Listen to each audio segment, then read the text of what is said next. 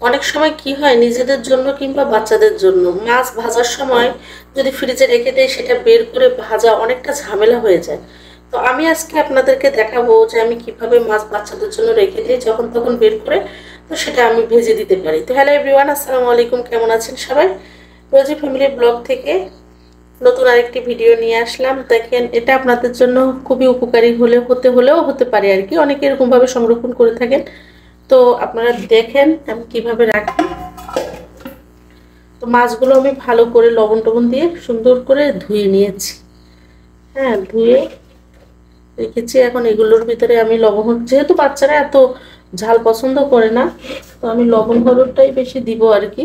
দিয়ে সুন্দর করে ধুয়ে নিয়েছি। এগুলো আর কোনো ধোয়ার কোনো প্রয়োজন নেই। হ্যাঁ, কয়েকটা তেলাপিয়া মাছও রেখেছি। আর এই বিশেষ করে যে মাছে কাটা থাকে না, বোয়াল মাছ আর পাঙ্গাস মাছটা আমি বাচ্চাদের এখনই দেই। এই যে লবণ দিয়েছে,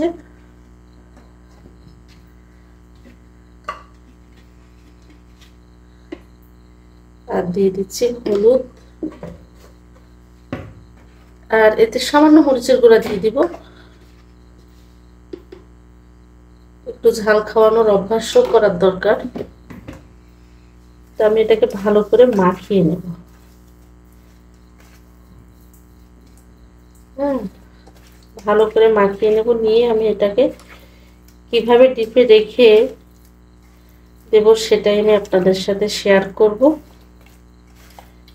আর কি। যারা এভাবে আমার মতো করেন তারা অবশ্যই কমেন্টে জানাবেন।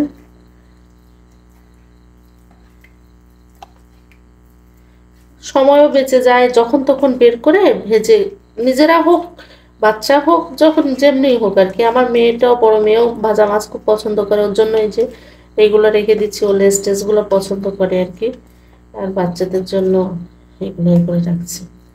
এখন এই যে মাখানো হয়ে গেল। এখন আমি এইগুলোকে এই যে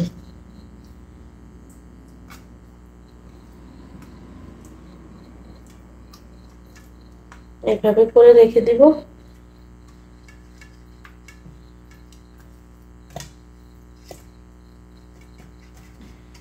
ফ্রিজে রেখে দিব আর কি ডিপে। তো আমি এটা কালকে ছাড়াই নেব, নিয়ে তারপরে বক্সে ভরে রেখে দিব। তারপরে এবার যখন খুশি তখন আমি বক্স থেকে একটা লাগুক দুইটা লাগুক, একটা হলে একটা, দুইটা হলে দুটা, আর যেহেতু আমার টুইন বেবি 2 পিস করেই লাগে, তো আমি বের করে নিয়ে যত খুশি বের করে নিয়ে আমি ভাজতে পারবো।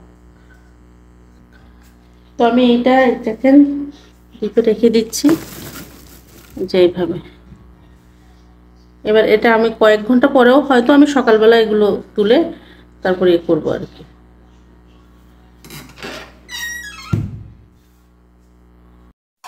এই যে মাছ ফ্রিজের থেকে বের করে নিয়ে আসছে, দেখেন